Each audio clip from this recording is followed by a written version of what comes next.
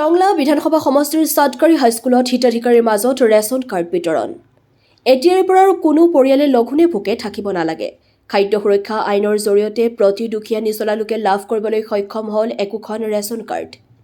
আজি টংলা বিধানসভা সমষ্টিৰ সাতকাৰী হাইস্কুলত অনুষ্ঠিত হয় সমষ্টি ভিত্তিক তৃতীয় পৰ্যায়ৰ ৰেচন কাৰ্ড বিতৰণ সভা। উক্ত সভাত 2488 জন হিতাধিকাৰীৰ মাজত ৰেচন কাৰ্ড বিতৰণ কৰে। উল্লেখযোগ্য যে টংলা সমষ্টিত মুঠ 12488 গৰাকী হিতাধিকাৰীয়ে উক্ত সুবিধাত অন্তৰ্ভুক্ত হ'ল।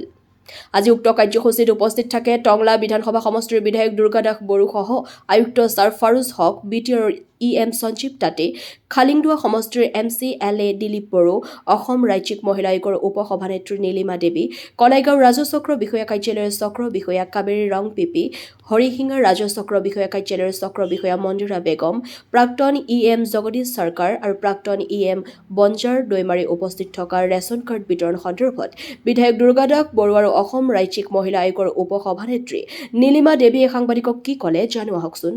টংলাৰ পৰা এআইন লাইভৰ প্ৰতিনিধি ভুৱন বনিয়াৰ এক প্ৰতিবেদন। পৰ্যায়ৰ যি ৰেচন কাৰ্ড বিতৰণ আছিল সেই ৰেচন কাৰ্ড বিতৰণৰ পৰ্যায় আমি শুভাৰম্ভণি কৰিলোঁ। অতিথি হিচাপে নীলিমা দেৱীকো মাতিছিল আৰু মই টংলা সমষ্টি যিহেতু চোৱা চিতা কৰিবলগীয়া হৈছে বাই নটিফিকেশ্যন অফ ষ্টেট গভৰ্ণমেণ্ট, অকল ৰেচন কাৰ্ডেই নহয়, এতিয়া অৰুণোদয় ঠিক তেনেকুৱাই হ'ব, অন্যান্য কাৰ্যসূচীও হ'ব। সেইকাৰণে মই ইয়ালৈ আহিবলগীয়া হৈছে আৰু বোধহয় আগন্তুক এটা বছৰ আহি থাকিব লাগিব। মই বিশেষকৈ টংলাবাসী যিসকল ৰাইজে আজি প্ৰায় 2500 পৰিয়াল আৰু 12000 জনসংখ্যাই যি বেনিফিট পাইছে, মই তাৰ কাৰণে ৰাজ্য চৰকাৰক ধন্যবাদ দিছোঁ। খাদ্য সুৰক্ষা আইনৰ অধীনত ৰাজ্য চৰকাৰে পূৰ্বৰ যি আইন 2013 চনত পাছ হৈছে সেই আইনখনৰ কাৰ্যক্ৰমণিকা দ্ৰুতগতিত আগবঢ়াই নিয়াৰ কাৰণে যি প্ৰচেষ্টা চলাইছে তাৰ কাৰণে ধন্যবাদ জ্ঞাপন কৰিছোঁ। আৰু এই ৰেচন কাৰ্ডখন চিম্পল ৰেচন কাৰ্ড হৈ থকা নাই।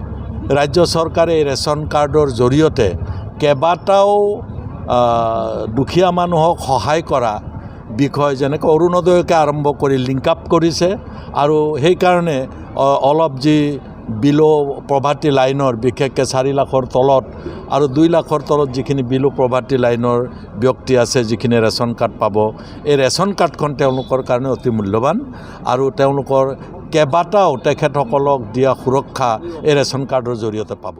আজি অসমৰ প্ৰত্যেকটো বিধানসভা সমষ্টিত আমাৰ খাদ্য সুৰক্ষা আঁচনিৰ যিখন কাৰ্ড সেইখন বিতৰণৰ সভা অনুষ্ঠিত হৈছে আৰু মই আজি বিশেষকৈ মুখ্য অতিথি হিচাপে এই টংলা সমষ্টিত উপস্থিত আছোঁ।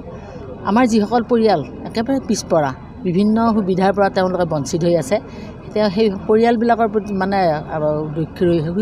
সুৰক্ষাৰ প্ৰতি লক্ষ্য ৰাখি আমাৰ খাদ্য সুৰক্ষা আঁচনি বিতৰণৰ ব্যৱস্থা লৈছে। ইতিমধ্যে নতুন এটা পদ্ধতিৰে মুখ্যমন্ত্ৰী মহোদয়ে এই ৰেচন কাৰ্ডৰ ব্যৱস্থা কৰিছে আৰু ইয়াত বিশেষকৈ এইটো সময়ত 5000ৰো অধিক ইতিমধ্যে পৰিয়াল অন্তৰ্ভুক্ত হৈছে বুলি গম পাইছোঁ। গতিকে ৰেচন কাৰ্ডখিনি যিখিনি নতুন অন্তৰ্ভুক্ত হ'ল, আগৰো কিছু পৰিয়াল আছিল ৰেচন কাৰ্ডৰ সুবিধা পোৱা আৰু এইবাৰ যিখিনি নতুনকৈ পৰিয়াল অন্তৰ্ভুক্ত হ'ল, সকলো আঁচনি একেলগে ৰেচন কাৰ্ডখনৰ অকল চাউলটো পোৱাই নহয়, বিভিন্ন আঁচনি তেওঁলোকে সেইখন কাৰ্ডৰ দ্বাৰা সুবিধা পায়। গতিকে পৰিয়ালবিলাক যাতে এই সুবিধাৰ পৰা বঞ্চিত নহয় আৰু তেওঁলোকে যাতে পিছ পৰি নাথাকি তেওঁলোকে যিটো খাদ্য সুৰক্ষা বুলি কোৱাৰ লগে লগে যিটো কৈছোঁ, খাদ্যৰ কাৰণে এটা পৰিয়ালে বা এজন ব্যক্তিয়ে যাতে বঞ্চিত হ'ব নোৱাৰে, ভাত এসাঁজৰ পৰা যাতে বঞ্চিত হ'ব নোৱাৰে, তাৰ প্ৰতি লক্ষ্য ৰাখি এই আঁচনি বিশেষকৈ কাৰ্ডখন দিয়া হৈছে। গতিকে যিবিলাক আমাৰ হিতাধিকাৰী আছে তেওঁলোকে কাৰ্ডখন ল'ব আৰু দেখিছোঁ এইবাৰেই নহয় অকল, আৰু ভৱিষ্যতেও আৰু হয়তো পৰিয়াল আমাৰ ৰখি যাব পাৰে। মুখ্যমন্ত্ৰীয়ে এই চিন্তাৰে ৰখি যোৱা পৰিয়ালবিলাকক যাতে ভৱিষ্যতে দিয়াৰ চিন্তা কৰিব। গতিকে এটা ছিষ্টেমেটিক এই কামখিনি নিশ্চয় হৈ থাকিব।